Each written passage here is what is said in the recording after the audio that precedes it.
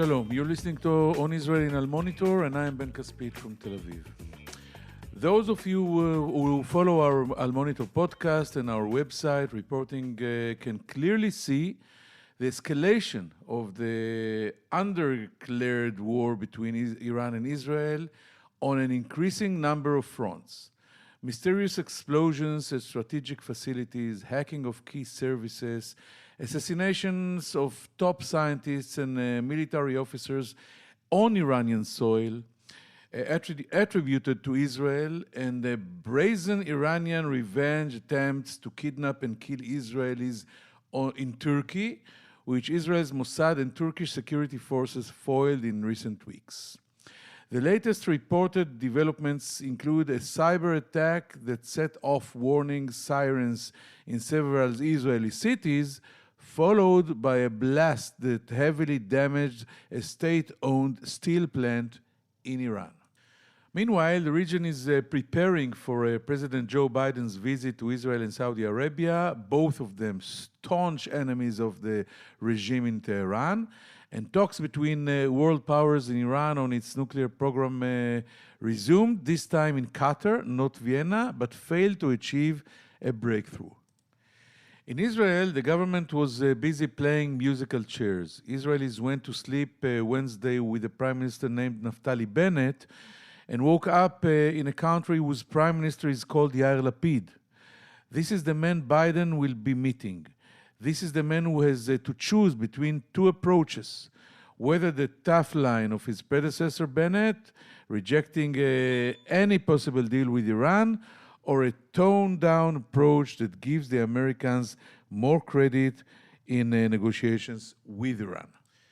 Lapid also faces two ideological opposed camps within his own security establishment. The military intelligence folks who believe a deal with Iran is the best of the bad options for blocking Iran's nuclear race, and the Mossad, which insists Israel must do everything possible to prevent an agreement, which it says would endanger the country's ability to defend itself and therefore poses an existential threat. Today's On Israel guest served for years in the Mossad as head of its intelligence division and director of Tevel, the division responsible for the organization's diplomatic and intelligence ties. Haim Tomer retired in 2014 with the rank of Major General. He joins us right after this short break.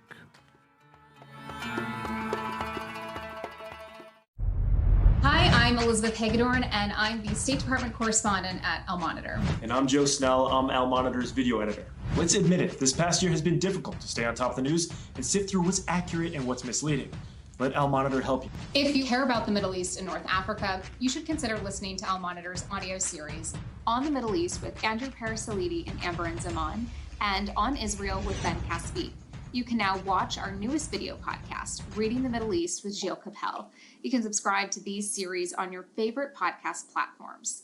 And through a host of free daily and weekly newsletters, we offer a range of perspectives with the highest journalistic standards. You can subscribe to these newsletters at almonitor.com. As an award-winning media service headquartered in Washington, D.C., Al Monitor has a network of over 160 contributors around the world.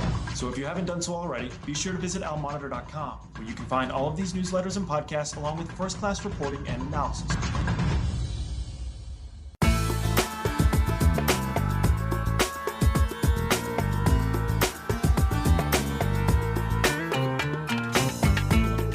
Now I'm privileged to welcome to our podcast my friend and colleague, former Chief of Intelligence Division in the Mossad, Haim Tomer.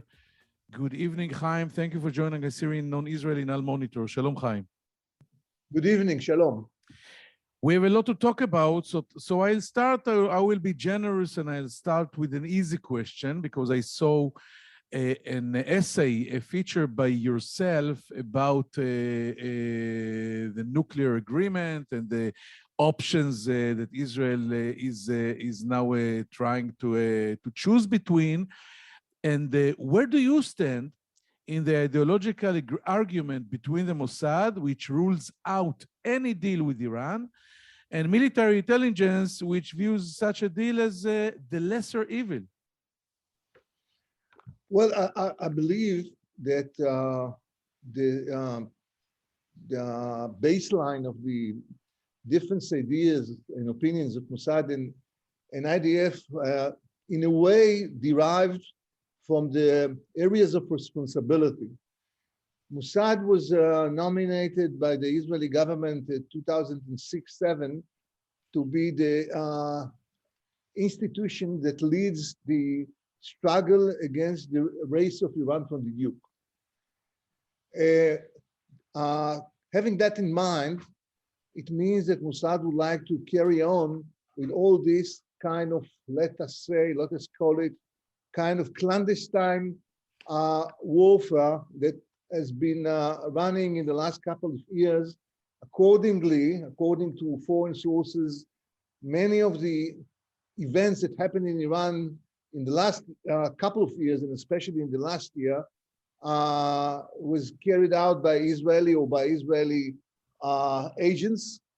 And I believe that Mossad believes that it needs to keep up its freedom of activity, which means Mossad is not against the agreement, is against that the Israeli government would commit itself to stop any kind of activities in order to let the Americans, the US, and all the others to get in a tranquil and peaceful environment to an agreement with Iran. As I understood from a couple of people, Mossad believes that it's on the contrary, which means the pressure which is inflicted on Iran make the Iranian leadership more flexible in regard to the possible agreement with the Americans and the others.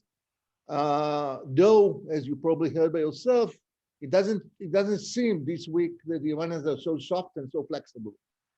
So I really think that Israel should keep up its freedom of maneuverability up till this agreement is signed. And I really, in that respect, support a position of that was related to the chief of Mossad. This is very original. I never thought about it, that it comes, as you said, from the very fact that the Mossad is in charge. I think Prime Minister Sharon was the first one that nominated Meir Dagan, late Mossad chief, to stop the nuclear agreement. And this is the reason the Mossad wants to keep himself as free as possible. But let's go on. And when I read your article, you were talking there about nuclear deterrence.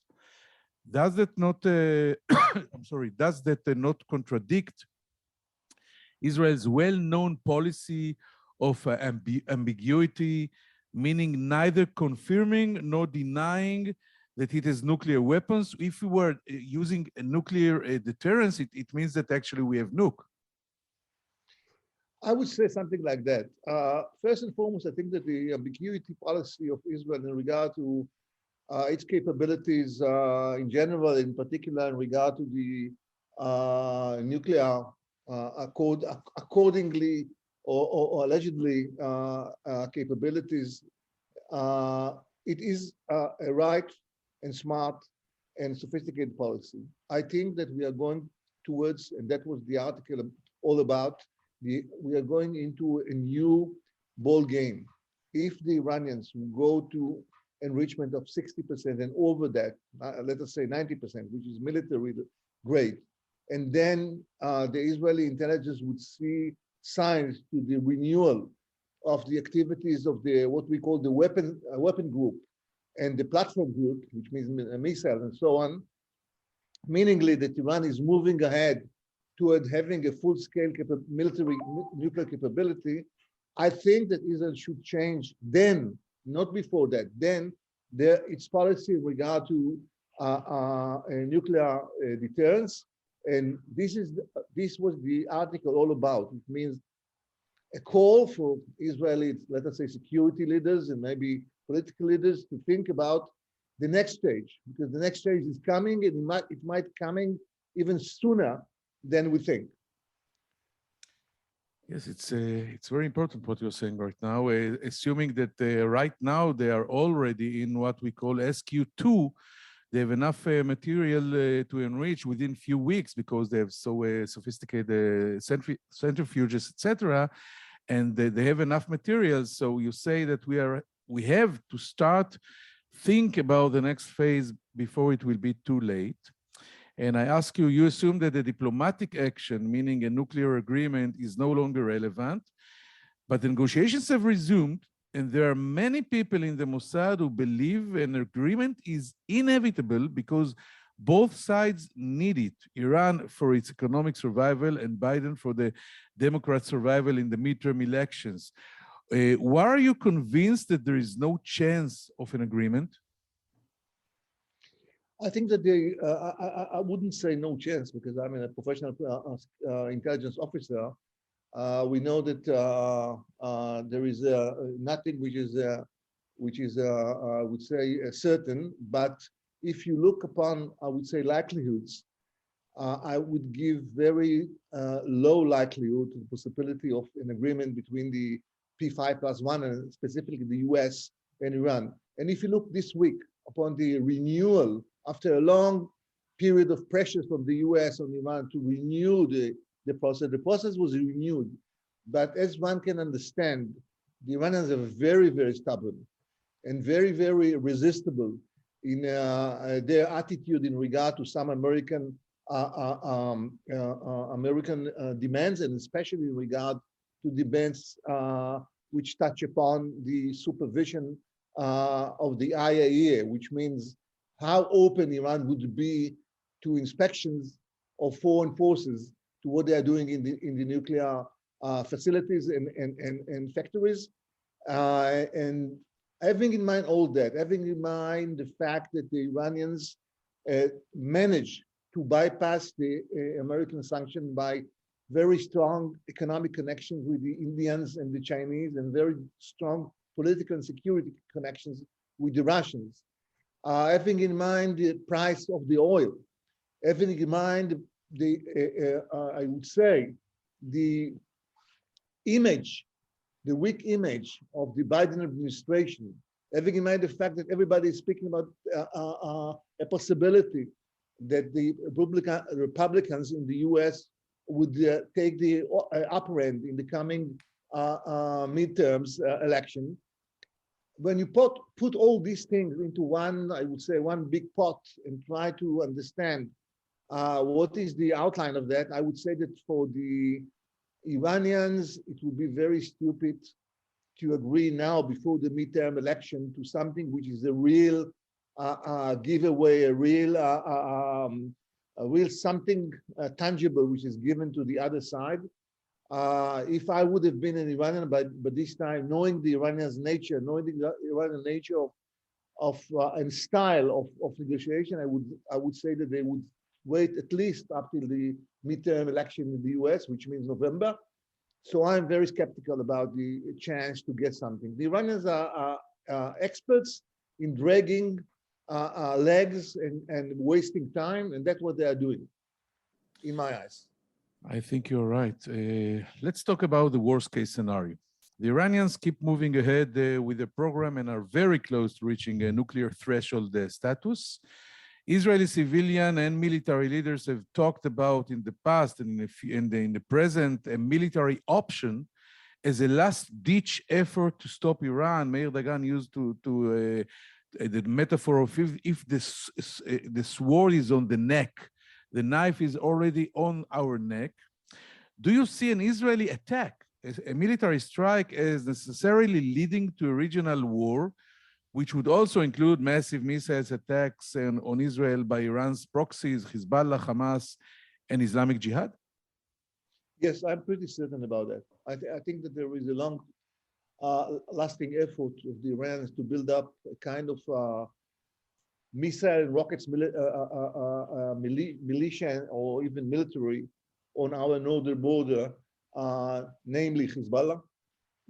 According to the new counting down of the Israeli military intelligence, they possess today something like 70,000 warheads, and within that, something like a couple of hundreds of, I would say, advanced type of precise. Yes, so this is on the northern border. On the southern border, you have in Gaza Strip the GIP, the Jihad Islamic Palestini, which is a kind of an Iranian creature, basing himself on Iranian money, on Iranian leadership, on Iranian guidance and Iranian policy. So one should take into consideration that if the Iranians would feel that Israel is going to attack them, or Israel attacked them already, they would operate these two so to speak, proxies. And more than that, the Iranians themselves, a couple of the Iranian commanders said, we have the Hezbollah Iraq as well, with UAVs, very advanced UAVs.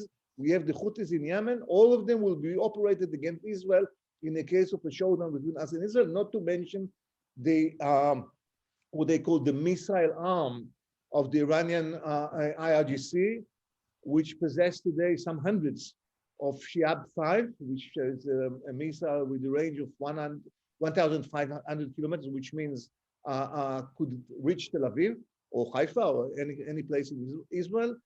So I believe that Iran would not swallow. Iran is not, because people are saying, look upon Iraq, look upon Syria, we attacked their nuclear reactors and nothing happened. Don't compare between Iran and Iraq of 1982, or which was in a very bloody war with the Iranians, or with the Syrians, who were in 2007, we were very weak regionally. I hardly see the Iranians swallowing an Israeli military attack on them. And I think that this is a very unlikely scenario. I know that there are people in Israel, in the Israeli security services, that believe that if we attack them and if it would be successful, they would swallow it. I'm not, I do not belong to this camp. I believe that they will retaliate, and they even would try to see how they can get a better position after a kind of showdown with Israel regionally and vis-a-vis, I would say, their strategic aims in the region. So yes, if Israel decide to go to a military option, it should take into consideration that it means a regional large-scale showdown.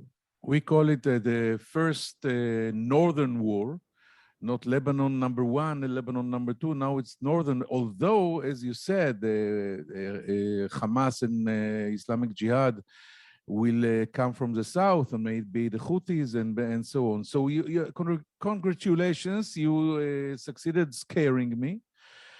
And I want to ask you... You have to remember what happened this morning. This morning, 3 Hezbollah UAVs, which are Iranian-made, were launched toward the Karish, toward the Israeli oil rig in the Mediterranean, which is accordingly on a, I would say, on a disputed area between us and the Lebanon, and there is a kind of negotiation underneath the Americans' initiative, though the Hezbollah decided to send 3 UAVs towards this area. And I like to draw your attention to the fact that their, so to speak, I would say, readiness to challenge Israel is a little bit on the I would say on the growing tendency, and it should be taken into consideration in regard to your question. What is the attitude and the approach of the other side? Very interesting. I wanted to ask you about this, but after you described the threat, I want to ask you, how serious is this threat to Israel from Hezbollah's missile arsenal and the hundreds of precise missiles that can hurt directly infrastructure, Air Force bases, etc., especially given Iran's ongoing attempts to turn these rockets into precise, I said, and hitting Israeli population centers and strategic facilities? Does Israel have a response for this build-up, and maybe in other words, maybe the Hezbollah threat, tens of thousands of missiles and rockets, is even more strategic than Iran going to the nuclear ability, because the chance for them to use it against Israel, knowing what Israel is capable of doing, is very low, although the chance of Hezbollah shooting at us 5,000 or 6,000 rockets a day for 2 months is more realistic. Well, first and foremost, I have to agree with you, because there are many people in the community, so to speak, and people in the civilian research institutes like the INSS and Herzliya Reichman University and others, within which I would say I communicate in regard to this kind of dialogue. I would say the bottom line of everybody is that we might face what is called an existential threat if the Iranians would get operational military nuclear power. This is something that could destroy Israel potentially. But there are many people that claim that if Hezbollah would go on with this kind of accuracy project, which means to possess, that would bring them to possess something like 700, maybe 800 accurate GPS-guided heavy rockets that could paralyze the military and civilian centers of Israel. These people call this kind of threat on the threshold of existential, which means, okay, Israel could survive that, but it would be so painful and so destructive that there is a question how Israel would be, I would say, would be estimated afterwards in the region and outside of the region. But on the other end, one should say to our listeners that according to the IDF, the last exercise, which actually imitated the war with the Lebanese, the bottom line of what I understood from all the publications and the announcements of people from the Ministry of Defense is that Israel is very much prepared for this scenario, very much prepared. For the last couple of years, Israel intelligence, Israel operational forces, Israel Air Force is dealing day and night with this kind of nightmare scenario. And one should take into consideration that, yes, it is a potential potential threat, a very serious potential threat to Israeli, I would say, capabilities and capabilities of functioning capabilities. But on the other end, the Israeli security forces are very much aware of that, are very much involved with the different types of, I would say, modus operandis. So there are pros and cons, but still it's a very serious capability which is being built up on our northern front. It's very interesting, and I think we are here dealing again with deterrence, because what Israeli commanders and officers and leaders are saying for the last couple of years is that we have now the ability to bring Lebanon back to the Stone Age within maybe 2 days. Yeah. So let's not try it from other side. We are hearing, Haim Tomer, a lot about a NATO-style regional alliance led by Israel against the Shiite Axis and the Iran nuclear program. President Biden is expected to talk about an aerial deterrence and interception system shared with US and Israeli allies in the region. Do you see this emerging defense alliance as a strategic tiebreaker, a real game changer, or is this simply a tranquilizer for the states of the region that are very anxious about the threat from Iran? Well, one should say in the very beginning of the answer to your question is that the US administration, including President Biden, said a couple of times, several times, that the US is very much committed to avoid Iran from getting into military nuclear capability. I still treat the US administration as a very serious worldwide factor. And I believe that we should remember this commitment. Secondly, I think that coming to the midterm election, it seems as if this administration understood that maybe they were mistaken in the first year or first year and a half by neglecting and depriving their regional natural friends, which means Israel, Jordan, Saudi Arabia, the UAE, Egypt, and others.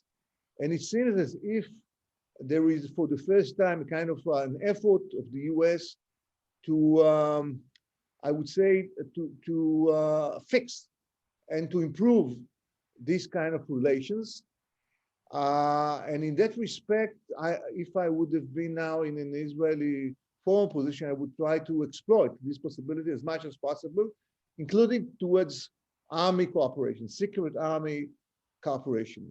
Having said all that, I like to say that Israel and some of the countries in the region, especially in the Gulf, have been cooperating for many years, quite many years, or even before Abraham Accord. And I believe, I would say that some of the content of the cooperation is military and security considerations and interest. And I think that Israel should push forward towards this kind of military and strategic cooperations with these countries, including Egypt. And if the Americans would jump on the wagon, as they are saying, and would put up some tangible, concrete contribution to this kind of regional alliance, it could be something very serious. Up till now, my impression is that the Americans were a little bit sitting on the fence in regard to what is going on in the region. But it seems as if in the last couple of months, maybe 2, 3, 4, 2, 3 last months, they are getting more to a kind of proactive position. And let us hope that that will happen for the sake of security of Israel. And another question about this, 2 years since Abraham Accords, there is a talk about significant movement with Saudi Arabia and unprecedented economic and other relations between Israel and a large number of Middle Eastern Sunni states that is also impacted by Israel's natural gas exports. How do you see the progress achieved? And I'm talking mainly about the Saudis because we are hearing about it for a lot of time now. And on one hand, I think ex-Prime Minister Bennett said that don't expect ceremonies, but we can expect the movement. Do you think it will happen in the next 1 or 2 years that I will just check in a flight and land in Riyadh with an Israeli passport? Well, I don't know about your next flight to Saudi Arabia. That is could be a little bit too early, but I think that there are many signs, many signs that the policy of MBS, Mohammed bin Salman, that was stated already in 2019 and 18, that Saudi Arabia should not be an hostage of the Palestinian-Israeli crisis. And Saudi Arabia and Israel possess very different and similar interests in regard to Iran and in regard to the rift between the, I would say, radicals and the non-radicals in the region. Should be remember always when it comes to what is actually the Saudi approach. Now there are real policies, there are many complexities when it comes to, I would say, fulfillment of policies in Saudi Arabia, because they are very conservative, very in the line of the old policies of Saudi Arabia, and it's very difficult to get them out of these kind of rails. But as I said, many signs coming out from Saudi Arabia about a change, a readiness to change the policy towards something which is like, let us cooperate under the table concretely in regard to technologies, in regard to I would say, security cooperation in regard to the estimation and intelligence about Iran and Iran threats, because the Saudis suffered directly from Iranians and Houthis attack inside their I would say, oil fields and facilities, including cyber and including UAVs and including rockets and missiles. So they suffered from the hands of the Iranians. So they are, I would say, under that kind of, I would say, experience, they are ready more to consider a secret cooperation between Israel and Saudi Arabia. How much it get to the open is the question. Knowing the, so to speak, the style of policies of Saudi Arabia, but I think the time is very ripe for a concrete cooperation in security and other areas between Israel and Saudi Arabia. And I think that President Biden is going to push towards that very, very seriously. By the way, it was published, I think, a few days ago that there was a meeting that the Americans arranged when chief of staffs were sitting between them, Aviv Kochavi from the IDF and the chief of staff of the Saudis, yes, exactly about this cooperation and aerial interception, etc. My final question, although I could go on with this conversation till morning, is sensitive, but I have to ask it. The Iranians blame Israel for a wave of assassinations of senior officials and scientists. They even tried to get revenge in Turkey, and Mossad was able, with the Turks, to prevent it. Israel has not assumed the responsibility for any incident except for the kidnapping and the interrogation of an Al-Quds agent by the Mossad inside Iran. Is this type of activity a significant step in blocking Iran's race for a bomb, or are these simply nuances, attacks that cannot slow or stop Iran's program? Well, first and foremost, I think that what is related to Mossad, according to foreign sources, meaningly attacks against scientists and prominent officers in the different arms of the IRGC and the Iranian Air Force, successful one should say, was admitted by the Iranian themselves. Some generals and the politicians from Iran said this is a very serious threat to Iran security functioning. People were fired, people were moved from their positions. There is a feeling that Israel is everywhere and could do whatever almost she likes inside Iran. This is a feeling of uncertainty and even a kind of, I would say, fear. So if it stops or delay the efforts of Iran, that's a question. I would say there were ups and downs in the history of the Israeli struggle against the Iranian nuke. Between 2006 up till now, there were good periods and less good periods. It seems to me that the idea that people that are involved in the manufactures of the machines which are relevant for the nuclear industry, and people that are involved in the machinery of UAVs and things like that finally are used by Hezbollah against Israel, the policy of taking these people out of the formula is the right policy. But still we have to remember that we're speaking about a 90 million people nation with a huge industry, with huge, I would say, resources. But again, between doing nothing and between, on one option, the second option is to attack your enemies before they attack you. And we should all remember that the Iranians are attacking Israel, I would say, constantly. It doesn't mean every day we got a bomb inside Israel, but all these attacks from Gaza, these kind of rounds, including the Shomer Chomot, the last one, was initiated by Iranian organization supporters. The Lebanese activity, including this morning against the Karish oil rig, was approved by the Iranians. So it's not a one-side struggle, it's a two-side struggle. And my feeling is that the proactive approach of the Israeli security services and organization in Syria, in Lebanon a little bit, in Iran and elsewhere, is the only option, what we call underneath the level of war.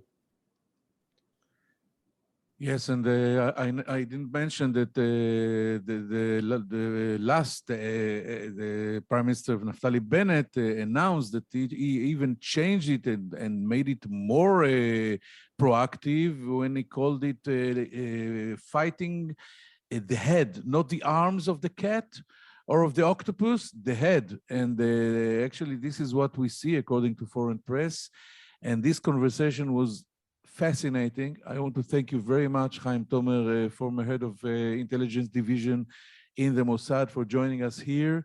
Toda rabba, Haim. We'll take now a very short break and be right after back here with some final thoughts. Stay with us. Toda. Litraot, Haim. Good night.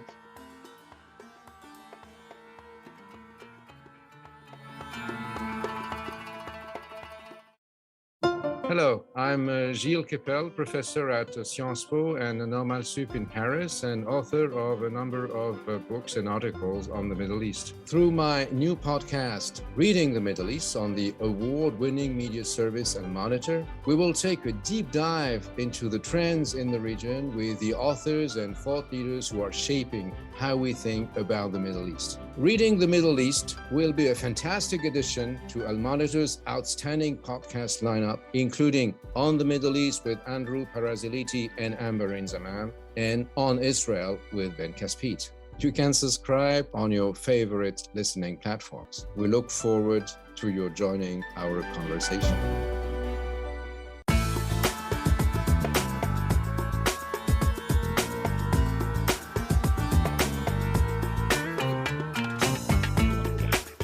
Thank you for staying with us. I think this was one of the most interesting, fascinating, loaded with headlines and insights talks that we've had here lately. Haim Tomer is not just another guy. He was a major general in Mossad, head of the intelligence division for, I think, something like 30 years. And when he tried to analyze the differences between the approaches of the Mossad on one hand, and the military intelligence on the other hand, he said something interesting. He said maybe it's because the baseline of difference is maybe deprives from the difference between the areas of responsibilities, because the Mossad is the organization that is in charge of preventing Iran from becoming nuclear. It's on the Mossad's watch. Ariel Sharon, when he was the prime minister in 2001, he nominated then chief of Mossad, Meir Dagan, to stop the Iranians. So the Mossad is acting and investing all its energy in keeping the freedom of maneuvering and actions of Mossad against Iran, vis-à-vis the nuclear program, and this is one of the reasons that it objects an agreement, because when there is an agreement between the United States and the P5+1, it is very difficult for Israel to act directly against nuclear infrastructures in Iran, because it's all under surveillance and an international community, etc. So this was one very interesting analysis.